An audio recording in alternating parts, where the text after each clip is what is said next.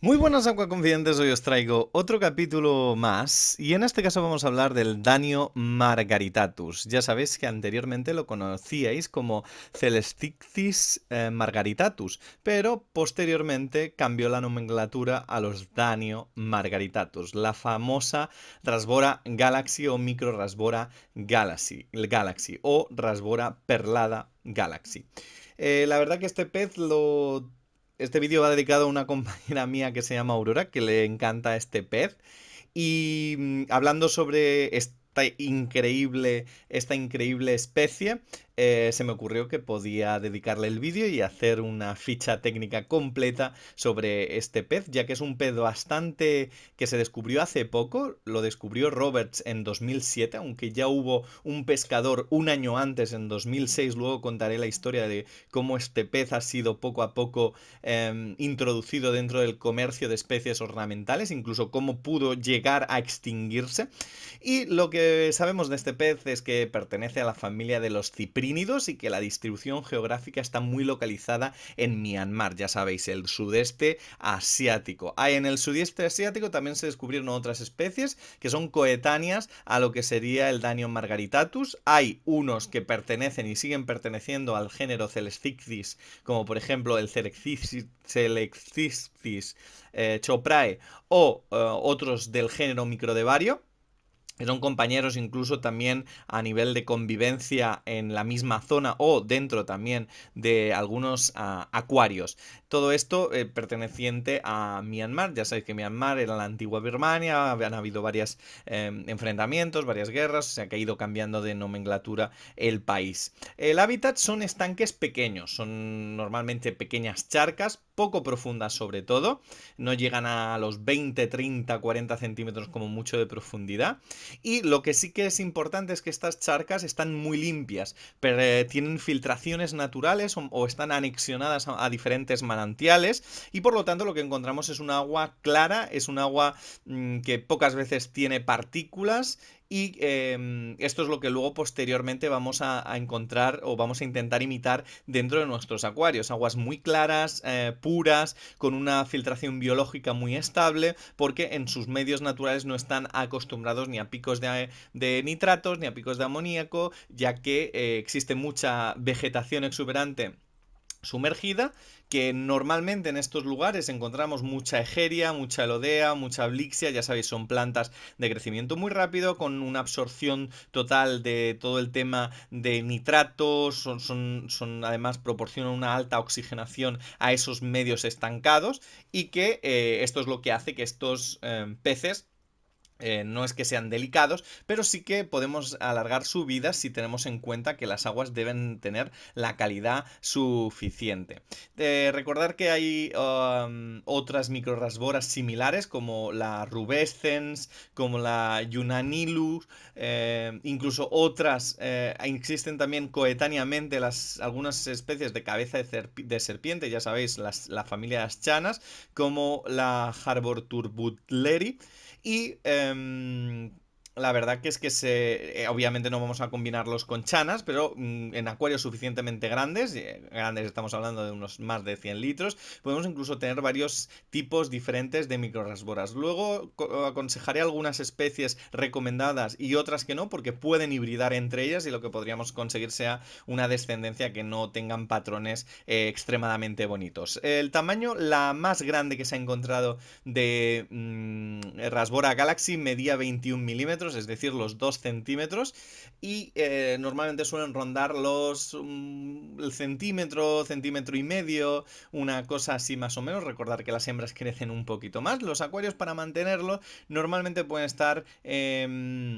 se puede tener, como estáis viendo, yo en mi caso tengo una pareja, un trío de un macho y dos hembras en un acuario nano, pero lo recomendable si queréis disfrutar de la especie son los 100 litros. Un acuario grande, aunque a pesar de que es una especie relativamente pequeña, pero si ponemos cantidad, luego hablaremos en temperamento de esto, es como mayor vamos a encontrar los patrones de reproductivos, de cortejo, etcétera, entre las diferentes ejemplares en nuestro tanque. Mucha planta flotante, ya que muchas veces las raíces de esas plantas flotantes suelen incluso ser, es un pez que es fácilmente reproducible, por lo tanto pueden poner allí los huevos. O si queréis poner mopas de reproducción también sería también aconsejable. Podemos poner madera flotante, les encanta muchos huecos donde esconderse detrás, porque si accedemos si nos acercamos muy rápidamente al acuario son a veces un poco tímidas y se esconden, por lo tanto que hayan diferentes sombras, diferentes partes oscurecidas, diferentes sombras, podemos poner hojarasca, podemos poner roble, haya, almendro, catapa, mucho material en el suelo que también entre ellos se permitan esconderse, ya que muchas veces entre los machos hay peleas, por lo tanto, muchos huecos, mucha planta, que eso también facilitará que tengamos un acuario perfecto. Ya sabéis, buena filtración, buena cantidad a nivel de filtración de carga biológica dentro del filtro y a su vez también buen caudal dentro del acuario, ya que a pesar de vivir en charcas estancadas, la corriente, una corriente moderada, también es beneficiosa para estos peces. Podemos poner taninos, ya que también se van a encontrar muy a gusto con taninos, aunque a mí personalmente estéticamente me gusta disfrutar bien de esos colores de Galaxy. Los parámetros normalmente entre 6.5 a 7.5, la dureza un poquito más alta, un agua un poquito más dura y la temperatura tienen un rango anual entre los 20 grados a los 26 grados. Más aconsejable mantenerlos en 23, 24 grados, que sería una temperatura media. Son fácilmente alimentables, podemos alimentar, ya sabéis, con escama, siempre o pellet pero bastante pequeño, tenemos que coger un nano pellet que le quepa fácilmente en la boca, por lo tanto polvos de pellet o un pellet con una granulometría muy finita. Si queremos ver estos peces en su máximo esplendor a nivel de coloración, añadiremos alimentos vivos, ya sabéis, Daphnia, Artemia, en este caso los náuplios de Artemia, por ejemplo, les encanta, pensar que la Artemia grande, para mi gusto, aunque muchas veces los adultos se la comen perfectamente, siempre es mejor encontrar el tamaño adecuado a la boca del propio pez. También podemos tener larva roja bien troceada en alimento congelado y también les gusta mucho o curiosean bastante el tubifex, el movimiento serpenteante del tubifex. Sí que es cierto que esta especie cuando está conviviendo con otros peces, se puede sentir intimidada ante la vorágine de todos los peces corriendo hacia la comida, por lo tanto se van a mantener más retraída. Por eso es más recomendable disfrutar de esta especie haciéndola un acuario monoespecífico. Ya sabéis que muchas veces, bueno, obviamente los peces más grandes atacarán a las microrasboras, a pesar de que pueden correr bastante, son animales que tienen una natación muy acelerada, pero aún así cuando están durmiendo los peces más grandes si les caben por la boca, se los van a comer. Por lo tanto, peces de una talla similar o que no sean puramente agresivos con peces más pequeños. Aún así, es lo que os hablaba, cuando echamos la comida, pues podemos ver que ellas se mantienen un poquito más retraídas. Cuando no hay otros peces, todo el grupo sí que es cierto que va a comer y tonto el último. Y también es cierto que, como hemos dicho antes, es un temperamento bastante tímido. Normalmente cuando nos acercamos a los cristales suelen retirarse hacia la parte posterior del acuario, por lo tanto lo que hablábamos antes de un buen plantado, pero lo mismo pasa con la comida. Normalmente si echamos la comida y estamos muy encima de la superficie, ellos lo van a detectar y a lo mejor les cuesta un poco más subir hacia la superficie a comer, por lo tanto podemos elegir un pellet que tenga el sinking slow, es decir, que tengan un lento caer dentro del tanque y eso les facilite que puedan comer todos y que todos tengan acceso a la comida. A nivel de sustrato, yo siempre recomiendo un sustrato oscuro con Rasbora Galaxy, podemos disfrutarlo muchísimo, ya que el contraste del negro con la luz, con un fondo en en mate, un fondo en translúcido, por ejemplo, en blanco translúcido, la verdad que se disfrutan un montón. A pesar de que es un pez relativamente en la naturaleza gregario, en acuario es recomendable tenerlo más bien en cardumen. ¿Por qué? Porque los machos tienen una agresividad bastante marcada, sobre todo en las etapas reproductivas y en la madurez, y si lo que tenemos es un gran grupo, es decir, si compramos una gran cantidad de estos peces, las luchas van a estar mucho más difuminadas, mucho más diluidas dentro del grupo y por lo tanto no van a llegar a cosas mayores. Por eso os he recomendado al principio, a pesar de que podía ser una contradicción, ya que es un pez bastante pequeño, un acuario relativamente grande o proporcionalmente mediano, depende cómo se consideren esos 100 litros. También es donde más vamos a poder explorar a nivel de vegetación y a nivel de paisajismo sumergido a través de troncos, hojas, etcétera. Un gran grupo, unos 20 ejemplares sería lo más aconsejable y también es cierto que muchos de estos ejemplares van a ser machos alfa, van a ser dominantes y van a exponer una coloración espectacular, que eso también nos va a producir mucha satisfacción visual. La zona natatoria son peces pelágicos, nadan normalmente por todo el acuario en zona media, pero incluso muchas veces pueden estar en el sustrato o reposar en el sustrato. Es un pez que tiene una longevidad tampoco extremadamente larga, son desde 5 a 10 años, incluso algunos no llegan a los 5 años, pero sí que es cierto que a pesar de su corta o su media longevidad, es un pez que es muy fácilmente reproducible. Además de todo esto, la experiencia para mantenerlo es de principiante, se mantienen, no son extremadamente exigentes, se reproducen con bastante facilidad. La verdad que es un pez muy muy agradecido para gente que está primeriza en el mundo de los acuarios o que no tiene tanta experiencia con peces para nanoacuario o todavía no tiene los parámetros de los nanos bien aprendidos y a veces tiene fluctuaciones de algunos parámetros que estos peces podrían soportar perfectamente. A nivel de dimorfismo sexual, el macho tiene un color azul oscuro, profundo, con un tono también como plateado de acero que se extiende por, digamos, por todo el cuerpo y luego evidentemente tiene el punteado en blanco o también lo podemos encontrar en amarillento, cree un tono un poquito más amarillo pálido y luego también estos animales tienen rayas rojas y negras en todo lo que sería las aletas, menos en las aletas pectorales que tienen un tono no son tan rojo o tan negro, sino que las aletas pectorales de los machos